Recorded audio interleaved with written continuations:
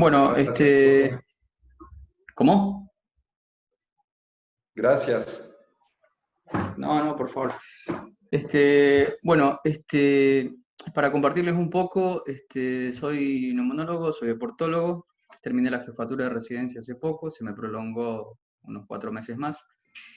Eh, Más allá de que todos los que hacemos neumo queremos saber qué va a pasar con estos pacientes, dicen que al mal tiempo hay que verle buena cara y básicamente esto es lo que me pasó a mí, a todos les habrá pasado algo. A mí se me cayeron muchos proyectos y uno de los proyectos que se me cayó fue una tesis doctoral, ¿sí? La tesis que yo tenía que hacer era en deportistas con estudios funcionales respiratorios, que nada de eso se puede hacer, no se puede hacer ni deporte ni estudios funcionales respiratorios. Y bueno, se vino la pandemia de COVID y en base a eso pasé todo mi trabajo a COVID, ¿no? Para tratar de aprovechar la pandemia, tales casos, ¿no?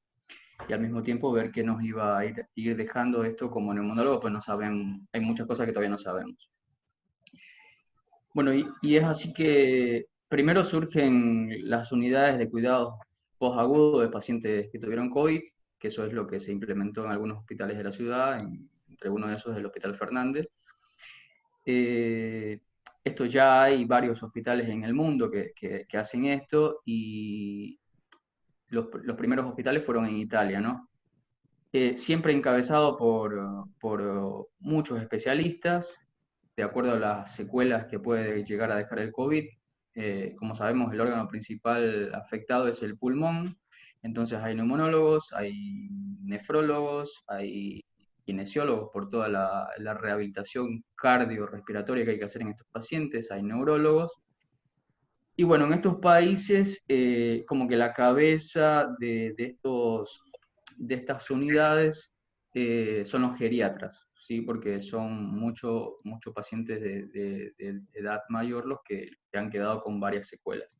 Los pacientes, generalmente los pacientes jóvenes se recuperan más rápidos, incluso pacientes que estuvieron muy severos se recuperan rápido, a los 2 o 3 meses ya no tienen casi muchas secuelas. Esto es más de lo mismo. Y bueno, es así que nosotros, más allá de la unidad de los cuidados post-COVID, desde neumonología y cardiología y kinesio, decidimos armar un consultorio de seguimiento post-COVID, tipo un hospital de día, pero en realidad es un consultorio. Es un consultorio que lo manejamos lunes y miércoles, donde hacemos una primera evaluación del paciente que se fue de alta y después martes y jueves hacemos otro tipo de evaluaciones.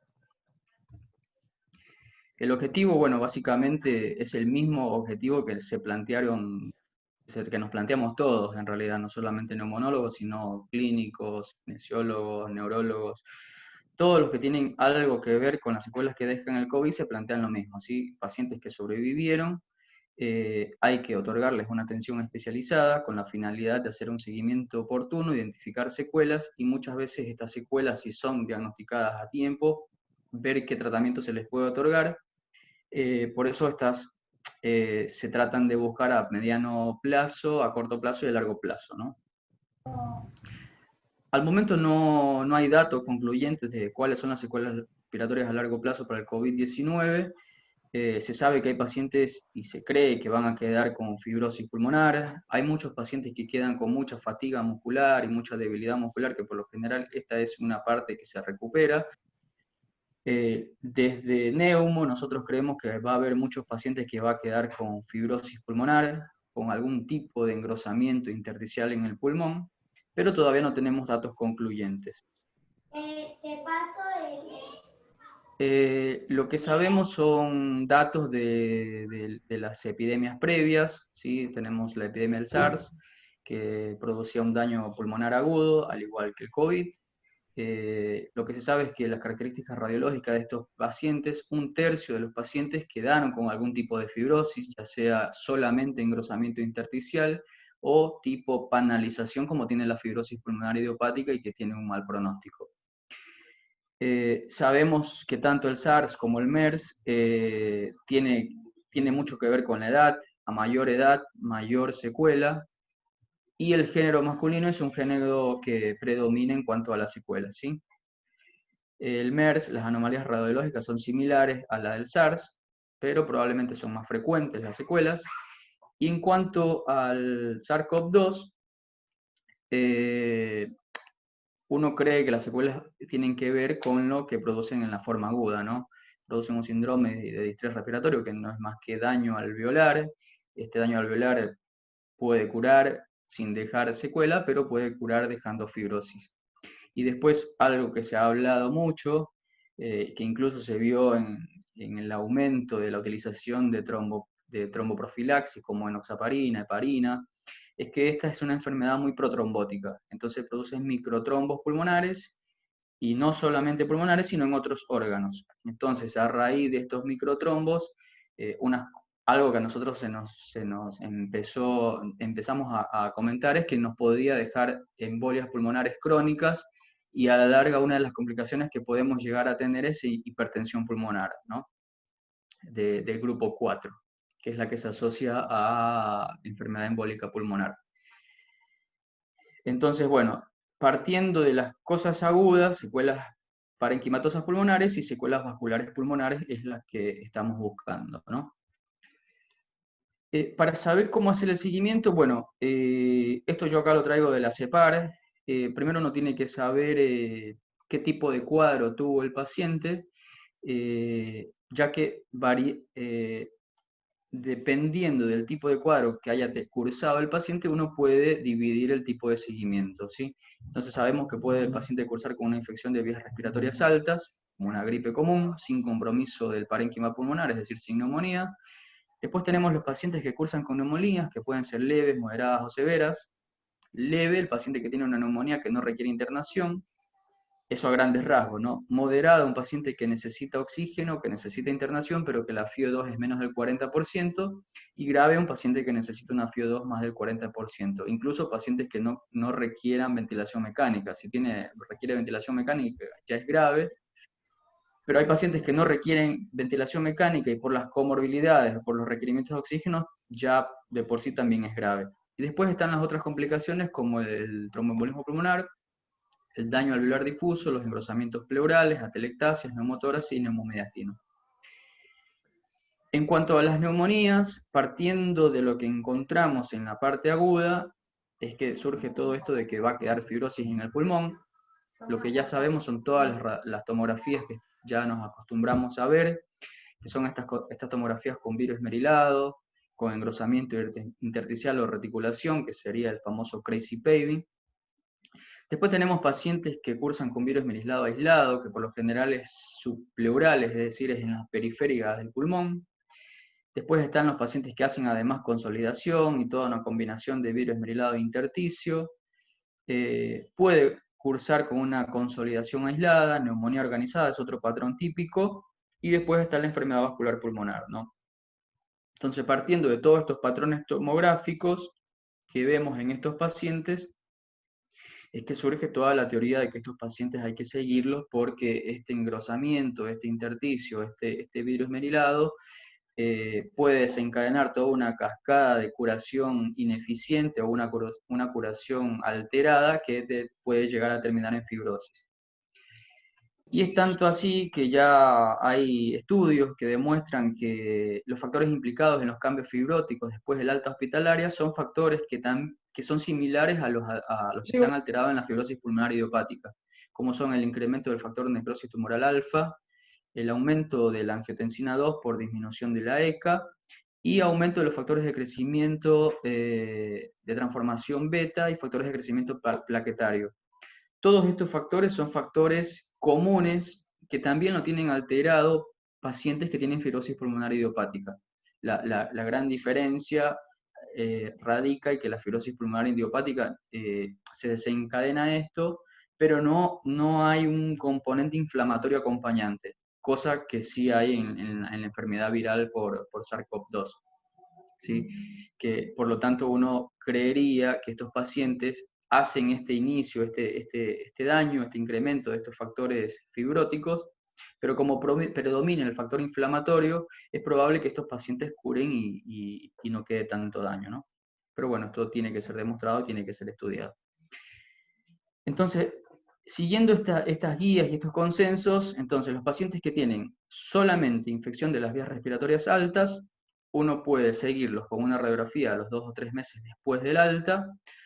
Si la radiografía es normal, esto es lo que propone la CEPAR, ¿no? La Sociedad Española de Neumología y Cirugía Torácica. Si la radiografía es normal, uno le puede hacer una espirometría a los 3 y los 6 meses, tratando de buscar algún tipo de alteración espirométrica como obstrucción o restricción.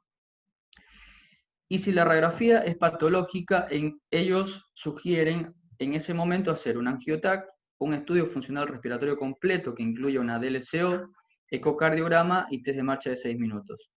Y después de esto, recién, cuando tengan los resultados de estos estudios, hacer un laboratorio. Yo ahora les voy a mostrar después cómo hacemos nosotros, donde hacemos un poco al revés todo. Y ellos en el laboratorio piden hemograma, bioquímica y piden los marcadores inflamatorios que también pedimos nosotros, que es LDH, eritrosedimentación, PCR, fibrinógeno, dímero D y ferritina.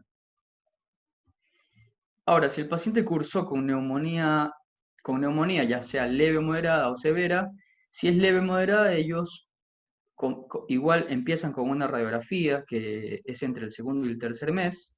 Si es grave, también una radiografía, TAC o angiotac, pero en el primer mes, ¿sí?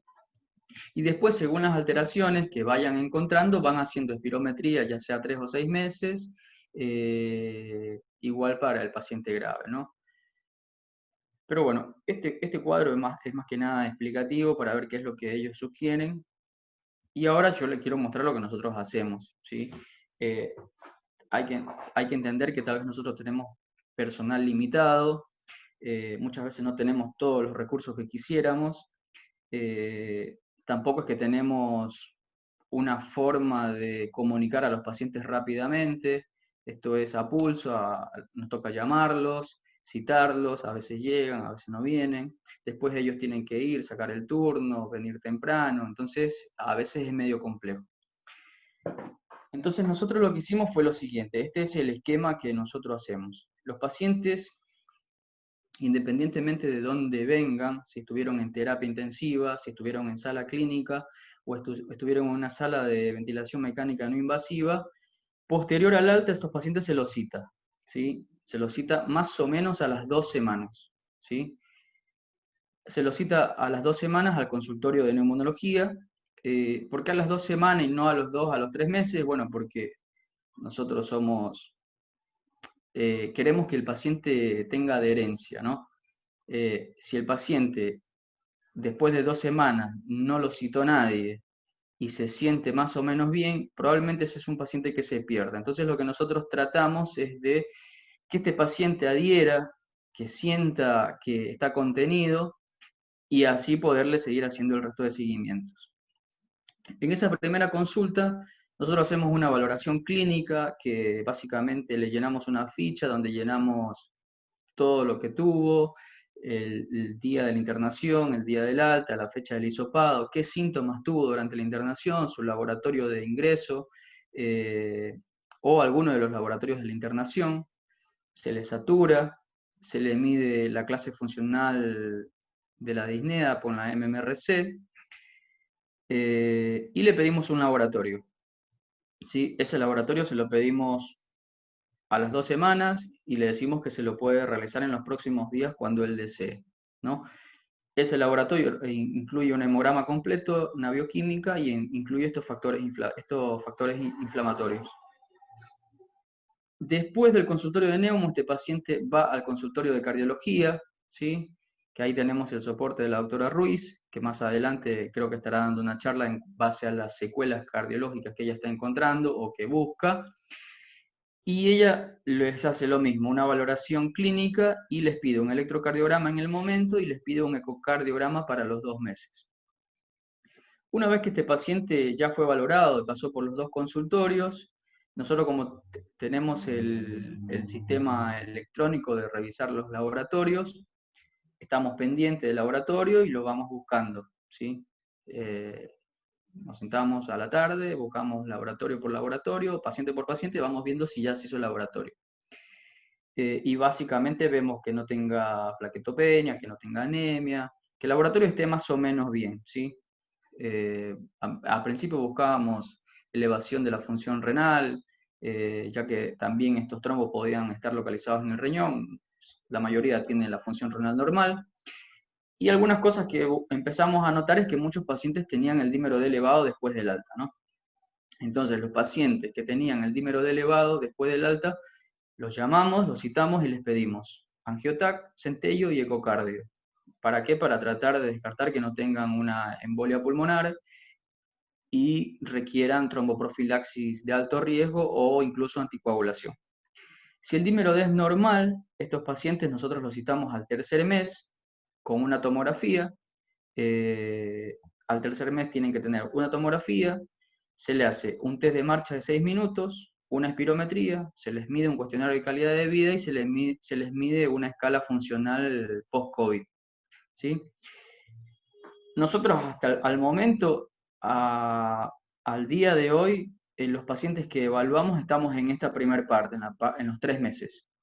Es muy probable que a finales de este mes o el mes que viene empecemos a tener el control de los 6 meses. Que el control de los 6 meses básicamente es para los pacientes que al tercer mes tienen algún trastorno todavía, que puede ser alguna alteración tomográfica o espirométrica. Esos pacientes a los 6 meses van a ser controlados nuevamente, o que desaturen en la marcha, que es algo que no hemos encontrado mucho, o que tengan un cuestionario de calidad de vida muy alterado. Y después, a los 6 meses, los pacientes, consideramos que los pacientes que ya no tengan nada serán dados de alta y pacientes que tengan algún tipo de alteración, bueno, dentro de este protocolo que armamos se les hará un seguimiento hasta los 12 meses. Y después, bueno, después veremos. Y es así que, bueno, nosotros nos encontramos con las primeras tomografías de los controles. La que está a la izquierda de la pantalla es una tomografía de la internación, paciente con mucho vidrio esmerilado, engrosamiento intersticial. Podríamos decir que hay algunas áreas con tendencia a la consolidación, de varia distribución, que podríamos decir que esto es una neumonía organizada, ¿no? Viendo esta tomografía, la verdad es que nosotros nos asustamos y decimos, este paciente va a quedar con muchas secuelas. Entonces, este mismo paciente, su control tomográfico a los 3 meses es esta tomografía, ¿sí? Que no es una tomografía del todo normal, pero lo que llama la atención es el vidrio esmerilado. Hay mucho vidrio esmerilado, que los radiólogos lo informan como vidrio esmerilado en involución.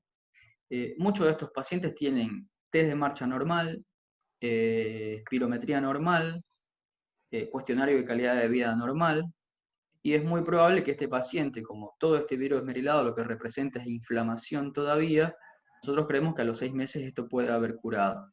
Pero bueno, nos falta la tomografía del sexto mes todavía. Este es un paciente de una tomografía muy fea que yo pensaba que iba a quedar con algo, ¿no? Después tenemos pacientes con tomografías o cuadros clínicos muy leves en la internación, que después en el control de 3 meses nos encontramos esto, ¿sí? Y partiendo de esto, ¿no? Que este paciente en la internación tuvo una tomografía con una neumonía leve, y ahora tenemos esta tomografía donde tiene mucho engrosamiento intersticial, que probablemente va a quedar con secuela, que si nos damos cuenta en el lado izquierdo de la pantalla tiene, acá donde pongo el puntero, esto sería el diafragma, esto está elevado, es decir, este paciente yo no tengo, lastimosamente no tengo el corte de frente, pero que el hemodiafragma esté casi al nivel de la carina significa que tiene pérdida de volumen. Esto significa que esto no se va a recuperar. Y este paciente además tiene una espirometría que sugiere restricción. Es decir, que partiendo de esto, nosotros no hicimos tan mal a todos los pacientes controlarlos con tomografía a los 3 meses o 2 meses, independientemente de si fueron leves o si fueron moderados o severos, como sugería la Sociedad Española de Neumonología. Ellos sugerían a los 2 o 3 meses radiografía, y según eso ellos pedían la tomografía. Nosotros directamente tomografía y bueno, ya está, todos con tomografía. Y después también están los pacientes que después del alta, hay algunos pacientes que pueden tener algo de estas lesiones, que es lo que se conoce como neumonía organizada.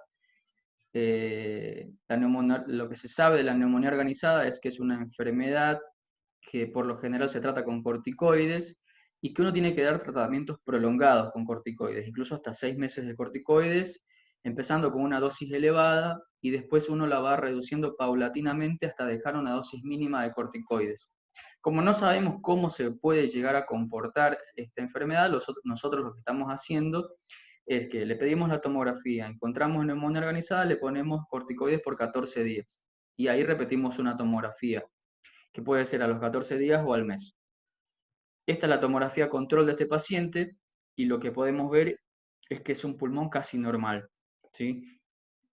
Si somos un poco más minuciosos en la tomografía, bueno, podemos ver que a nivel subpleural existen unas pequeñas áreas de vidrio esmerilado, pero no se ve un engrosamiento intersticial como tal.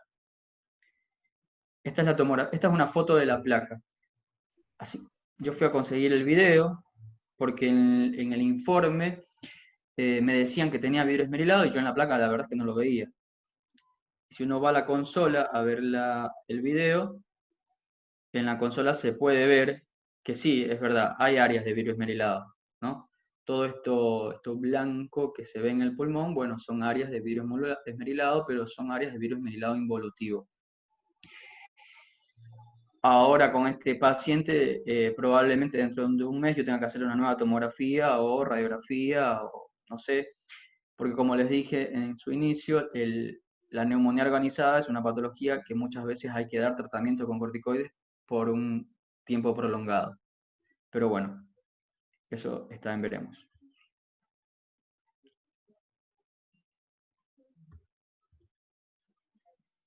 Bueno, este es un trabajo que es básicamente lo que nosotros también estamos haciendo, pero ellos, como tienen todo un grupo de trabajo que esta gente publica a montones, bueno, ellos hicieron el seguimiento a 3 meses de los pacientes que tuvieron COVID, fueron 55 pacientes y lo que querían ver era qué era lo que persistía a los 3 meses en la tomografía y encontraron que 39 pacientes tenían alteraciones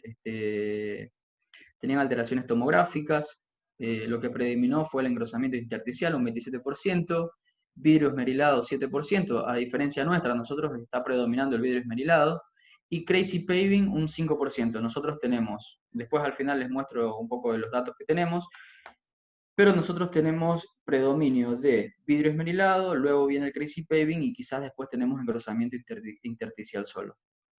Y lo que ellos vieron es que los pacientes que tenían predominio de secuelas a nivel tomográfico eran los pacientes que tenían mayor edad, pacientes que tenían una albúmina muy disminuida, quizás pacientes con malnutrición, pacientes con aumento de la urea, pacientes con hiperglucemia y pacientes con elevación del dímero D.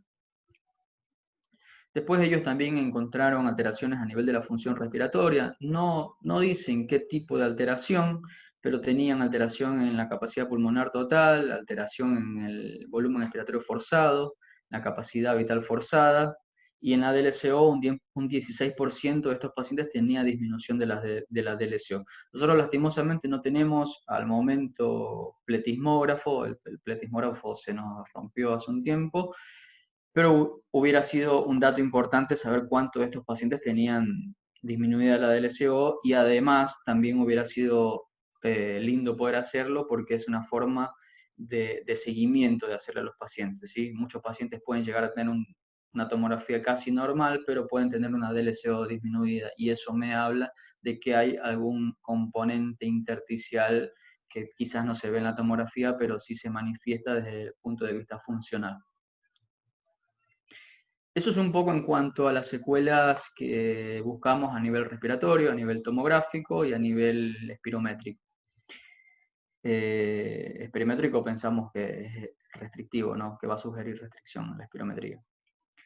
Bueno, después en cuanto al sistema cardiovascular, esto lo menciono rápidamente porque esto es otra charla, pero bueno, se sabe que el virus afecta al sistema cardiovascular desde varios puntos. Uno es que puede afectar directamente al miocardio. Esta es una teoría, no está del todo comprobada. La otra es que esta cascada inflamatoria, toda esta elevación de la inmunidad, esta producción de citoquinas, me puede afectar al miocardio y puede producir miocarditis. Y después lo otro es que tanto la inflamación como la hipoxemia causada por la neumonía puede producir alteración de la placa, de la placa de ateroma, y estos pacientes pueden tener síndromes coronarios, ¿no? Entonces los pacientes pueden llegar a tener en la fase aguda síndrome coronario, miocarditis, eh, eh, y bueno, entre otras, ¿no? Bien, esto es lo que les mencionaba. Pueden llegar a tener injuria miocárdica, infarto de miocardio, falla cardíaca, arritmias, shock cardiogénico, arritmias cardíacas y tromboembolismos, ¿no? Y estas complicaciones pueden ser de novo o pueden ser complicaciones que no estaban diagnosticadas y que únicamente el COVID lo que hace es, actúa como un gatillante, pero ya estos pacientes tenían una enfermedad de base que no se había manifestado clínicamente.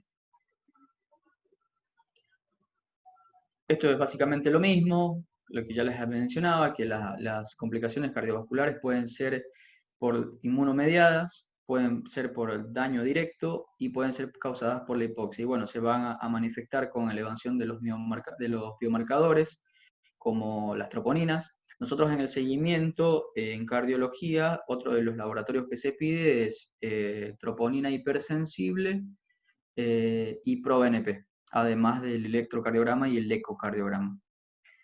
Después, bueno, la arritmia es otra de las complicaciones agudas frecuentes y uno puede llegar a pensar que esta disautonomía, trastorno a nivel del ritmo puede persistir en el tiempo, ¿no? Entonces uno trata de investigar eso también, ¿no? Y bueno, y después está todo esta teoría que se cree que la cola de cometa después de la pandemia del COVID-19 van a ser todas las enfermedades autoinmunes. Y de las enfermedades autoinmunes nosotros ya en la internación hemos visto algunas como la vasculitis, citopenias, el síndrome antifosfolipídico, neuropatía central o periférica. Muchos de estos pacientes, más allá de que los pacientes quedan con el síndrome del paciente crítico, post-UTI, por todo lo que conocemos que conlleva estar internado en terapia, mucho tiene que ver probablemente por el trastorno inmunológico que pueden llegar a tener estos pacientes. Y lo otro es la miocarditis y miositis.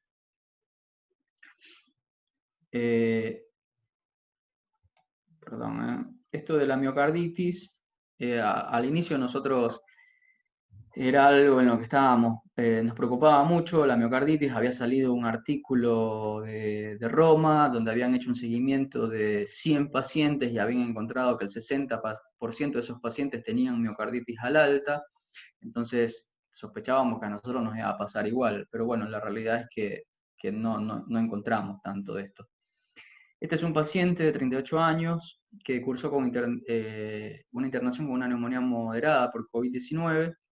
Estuvo con requerimientos de máscara de oxígeno al reservorio, no tenía antecedentes personales y durante la internación presentó elevación de enzimas cardíacas. Lo primero a sospechar con elevación de enzimas cardíacas en la internación es que no tenga un infarto. Entonces se le hace un electro y es normal. Lo segundo a pensar es en miocarditis. Este paciente, pero el tratamiento de la miocarditis en agudo por lo general son corticoides y la gran mayoría de estos pacientes que tienen neumonías moderadas graves reciben corticoides. Bueno, este paciente después es controlado al alta en el consultorio a los 15 días, refiere dolor precordial inespecífico, taquicardia en reposo, se le piden las enzimas cardíacas que son negativas, el electro era normal y el resto del laboratorio era normal.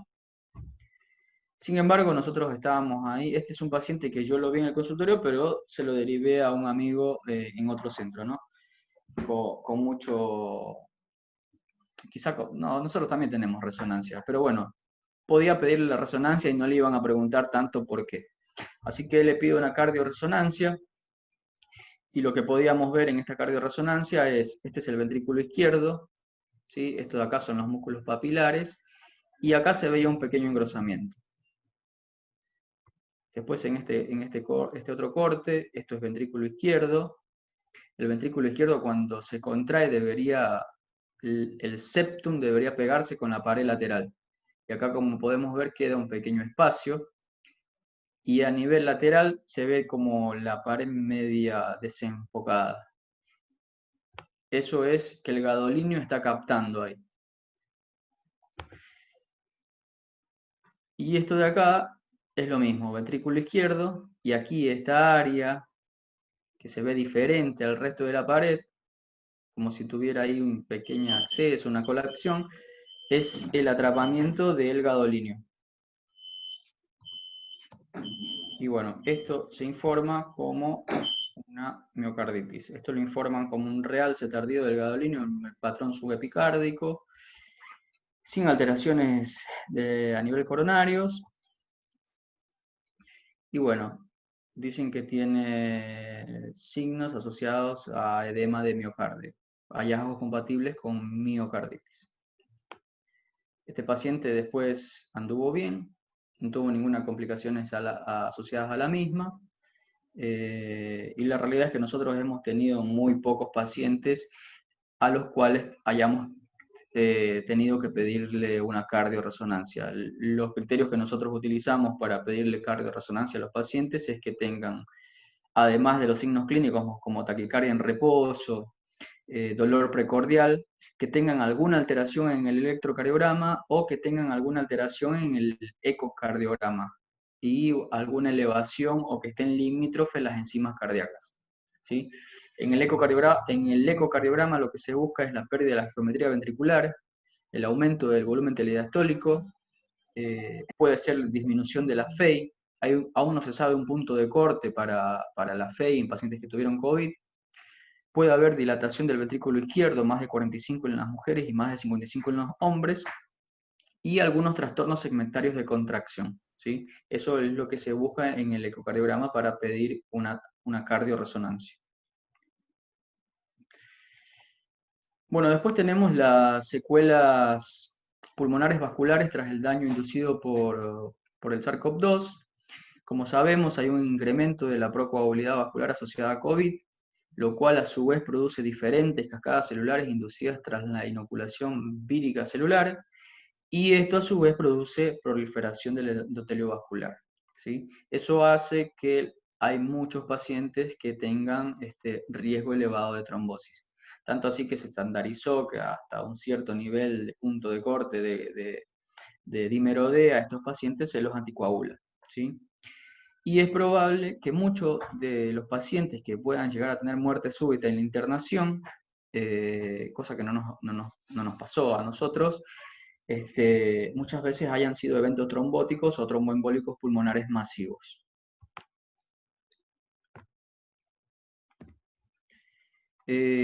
Existe un registro internacional de enfermedades tromboembólicas llamada RIETE, que al momento se sabe que ha empezado a incorporar datos para pacientes por COVID. El día de hoy a mí me respondieron el mail me van a mandar cuáles son los parámetros que ellos buscan y qué pacientes uno puede incorporar a este registro. Después, este es otro caso clínico, es un paciente de 45 años, antecedentes patológicos diabetes. Algo que nosotros estamos viendo bastante es que muchos pacientes tienen una glucosa alterada y no se conocían diabéticos, y se los diagnosticó en internación muchas veces. Este paciente estuvo internado en junio por 9 días, tuvo síntomas, malestar general, odinofagia, anosmia y diarrea. Como pueden ver, ninguno de esos síntomas es un síntoma que me haga pensar que haya tenido una neumonía. No tuvo disnea, no tuvo dolor precordial, no tuvo requerimientos de oxígeno y tenía una radiografía normal. Tenía un laboratorio de la internación bastante normal, función renal normal y el electrocardiograma normal. Este paciente yo lo veo al alta, a los pocos días. No tenía un dímero D de la internación, si más no recuerdo. No tenía dímero D en la internación y yo lo veo al alta. Le pido un laboratorio y tenía un dímero D de 513. Este era uno de los primeros pacientes donde todavía no teníamos tan estandarizado cómo iba a ser el seguimiento, así que le hago un test de marcha. Camina 450 metros, no desatura, pero al finalizar la prueba tenía taquicardia, tenía entre 120 y 130 para un test de marcha, y tenía dolor precordial al finalizar la prueba. Le hago una espirometría, que era normal, y le pido un angiotac, con ese dímero D elevado, ¿no? El punto de corte en el hospital es 280, 300 más o menos. Como no tenía dímero D de la internación, yo podía pensar dos cosas, o que estaba elevando el dímero D o que era un dímero D que venía en descenso. Como no sabía y quería saber qué tenía, le pido un angiotac.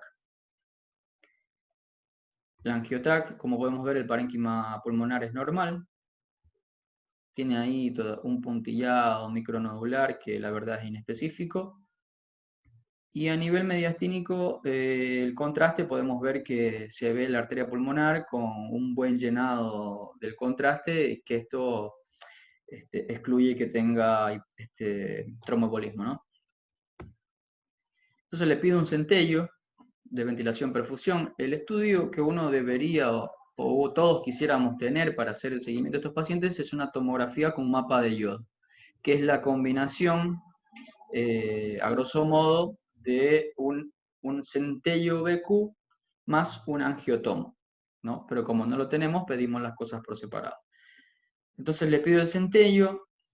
Yo la verdad es que esto no sé ver mucho. Este sería el pulmón derecho y este sería el izquierdo. Lo que sé es que esto debería verse todo pintado de naranja, pero no es así. Se ven pequeñas áreas negritas. Y estas áreas son áreas de hipoperfusión, lo mismo que en la imagen del lado izquierdo. Se ven áreas a nivel superior de hipoperfusión. Y la cosa es así, cuando yo veo áreas de hipoperfusión y el pulmón es normal, yo tengo que pensar que esas son áreas que no están perfundidas, que algo obstruye el flujo. Si el pulmón tuviera mucho daño parenquimatoso, eso me invalida el centello o no me hace pensar que este paciente tenga TEP, porque todo lo que se ve negro es el daño pulmonar. Entonces, el informe, conversando con la gente de medicina nuclear, esto lo informan como áreas de hipoperfusión severa de todo el pulmón derecho, ¿sí? Y el pulmón izquierdo presenta algo de distribución irregular. Y el informe final es alta probabilidad de TEP. Entonces acá se nos vino el otro problema. ¿Qué hacemos con este paciente? ¿O qué vamos a hacer con estos pacientes? ¿Lo anticoagulamos o no? Y bueno, ahí hicimos una reunión con hematología, neumo, y la realidad es que si bien el paciente no estaba muy sintomático, perdón, lo que decidimos es evaluar el riesgo de sangrado y según eso se lo anticoagulaba o no. La realidad es que tienes un estudio que dice TEP, si este paciente me hace una muerte súbita en casa, estoy en un problema. Entonces decidimos hacer la evaluación del riesgo de sangrado y anticoagularlo. Este paciente debería hacerse un centello nuevo en este mes, creo, para ver si esto resolvió. Este es otro paciente, es una mujer de 60 años, hipertensa, diabética. Esta es una paciente que sí estuvo mucho más tiempo internada. Tuvo 20 días de internación, tuvo neumonía grave, estuvo con oxígeno por cánula. Moderada, neumonía moderada. En el control tenía una saturación del 99%, frecuencia cardíaca de 110 en reposo, es decir, taquicárdica en reposo, una espirometría que sugería restricción. No caminaba, había quedado con mucha debilidad después de la internación y tenía un dímero de 754. Lo mismo, le pido una tomografía, le pido un centello y acá se pueden ver áreas más marcadas de trombosis, ¿no? de hipoperfusión. Y son imágenes en cuña, que son las imágenes características del TEP. ¿Sí? Podemos ver acá al lado izquierdo y acá al lado derecho volado toda esta parte del pulmón. Lo mismo, esto se informa como que hay un trastorno de hipoperfusión, que el radiotrazador no llega y a alta probabilidad de TEP. Así que esta paciente directamente fue a cardiología para hacerle el electro y el ecocardio en búsqueda de hipertensión pulmonar y que empiece anticoagulación con hematología.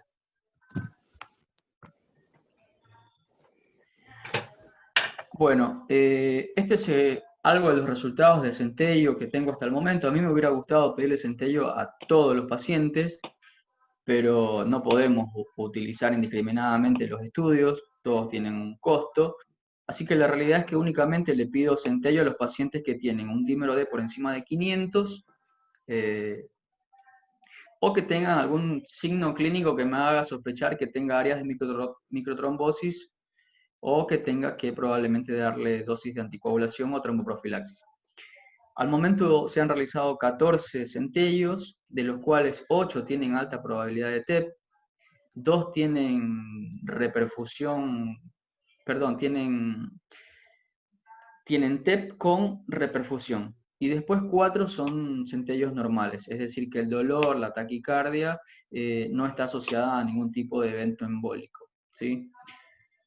Formas de saber si estos pacientes hubieran evolucionado con reperfusión a los 3 meses, no las sabemos. Tenemos el estudio y bueno, consideramos que tenemos que tratarlos. Porque el otro es que o tienen dos alternativas, que evolucionen bien, reperfundan y no quede nada, y la otra es que hagan eventos embólicos y a los 3 meses cuando le haga el ecocardiograma tengan una presión de la arteria pulmonar elevada y ya tengan una hipertensión pulmonar del grupo 4. Entonces, la conclusión de esto es que muchos de los pacientes que se van de alta deberían tener una tromboprofilaxis. Esta es una guía que la siguen mucho los americanos, Norteamérica, ¿no? Ellos, pacientes que tienen dímero D más de 2 y que tienen índice de masa más de 30 y alguna de las otras características como más de 60 años, que hayan estado internados en UCI o que estén muy inmovilizados o que tengan un cáncer activo, ellos les dan tromboprofilaxis por 30 días. Si nosotros nos ponemos a pensar cuántos de nuestros pacientes no estuvieron bastante tiempo inmovilizados en la internación, cuántos superan los 60 años y cuántos tienen un índice de masa más de 30. Solamente con esas tres cosas, casi todos la tienen, muchos de estos pacientes deberían estar con una tromboprofilaxis después del alta. Bueno, al día de hoy nosotros hemos evaluado más o menos unos 150 pacientes, no todos ya tienen todos los estudios realizados, tenemos al corte estadístico que se hizo con 99 pacientes, la edad media de 47, sexo femenino 40, perdón, sí, 47, sexo femenino 42% más o menos. De estos, la comorbilidad que más se asoció o que más tuvieron fue obesidad, 76%. Después, en cuanto a los requerimientos de oxígeno en la internación, tuvimos que sin requerimientos de oxígeno 28%, 37% con cánula, reservorio 6%, 17% con cánula de alto flujo, 11% con ARM, NAC severo un 54%, los días de internación más o menos 10, entre 8 y 13, y después las espirometrías, la realidad es que trastornos obstructivos, pocos. Nosotros para hacer la espirometría de estos pacientes utilizamos un solo espirómetro, y esto lo explico porque es un espirómetro que no me da el límite inferior de la normalidad. Por lo tanto, utilizamos un punto de corte de relación de BEPS1-FBC de 70. Es muy probable que si tuviéramos un espirómetro que tiene el límite inferior de la normalidad, algunos pacientes tuvieran algún trastorno obstructivo. Y esto lo digo porque hay algunas curvas espirométricas que son cóncavas, que parecen ser obstructivas y que tienen flujos expiratorios máximos disminuidos. Probablemente esa espirometría, si la hago con otro espirómetro, me da obstructiva. Y después trastornos que sugieren restricción, acá dice restrictivo, pero en realidad es que sugiere restricción porque no le hizo unos volúmenes pulmonares, un 25%. Test de marcha, la mayoría de los pacientes que nosotros hemos evaluado al momento caminan más de 300 metros, no desaturan, sí manifiestan disnea u otros síntomas. Después, otra cosa que evaluamos fue la persistencia de síntomas. De un solo síntoma, de estos 43 pacientes persisten con síntomas. De 99 pacientes, a los 3 meses, 43 persisten con síntomas, con un solo síntoma 32% y con más de un síntoma 67%. Y dentro de los síntomas que más refieren los pacientes después del alta es disnea, dolor torácico y fatiga. Este dolor torácico lo refieren mucho los pacientes. Dolor torácico con tomografía normal. Bueno, después en cuanto a las tomografías realizadas a los 3 meses, como entenderán, es medio complejo hacerle el seguimiento y recuperación de las tomografías. De estos 99 pacientes, a este momento, al momento han de ser más tomografías, pero a este corte solamente habíamos podido recuperar 43 tomografías, de las cuales normales eran 11. Como les mencionaba, nosotros predomina el vidrio esmerilado, ¿sí? 19 pacientes tienen vidrio esmerilado. Esta es la característica común de la mayoría de los pacientes, esta tomografía con este patrón algodonoso de vidrio esmerilado subpleural, ¿sí?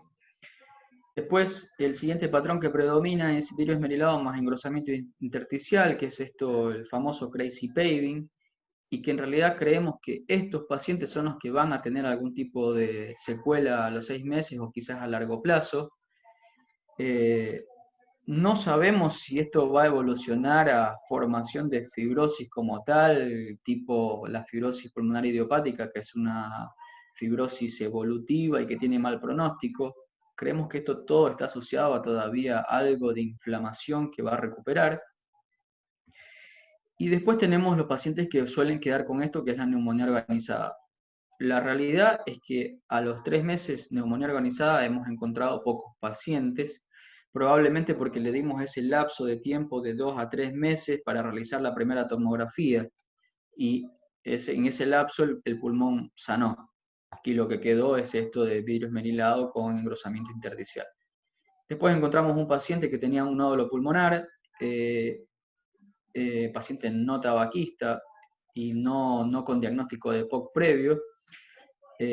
Yo no excluyo a los pacientes tabaquistas del trabajo y del seguimiento, pero sí excluyo a los pacientes que tienen diagnóstico de algún daño estructural pulmonar, ¿sí? Porque eso me puede llevar a confusiones. Estas son algunas fotos de las evaluaciones, el test de marcha, lo citamos a los pacientes, les hacemos primero un cuestionario de calidad de vida, los sentamos separados en el pasillo, que nos vayan preguntando las dudas que tienen. Después hacemos el test de marcha o la espirometría, eso es muy variable. Si vemos que es un paciente que probablemente se cansa mucho con la espirometría, primero lo hacemos caminar, después que descanse le hacemos la espirometría.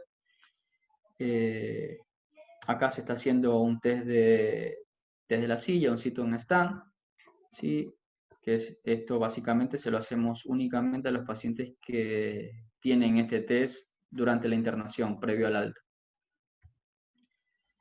Después, algunos pocos pacientes que pensamos que puedan llegar a tener debilidad diafragmática, le hacemos la espirometría también acostado para ver esta caída de la FBC de más del 10%. Y bueno, después todo lo que conlleva recolectar datos, ¿no? Sentarse a pasar los datos en una planilla de Excel. Así que bueno, básicamente eso es lo que yo les tenía para mostrar. Espero que haya sido de su agrado y útil, ¿no? Muy buena la presentación, Jorge.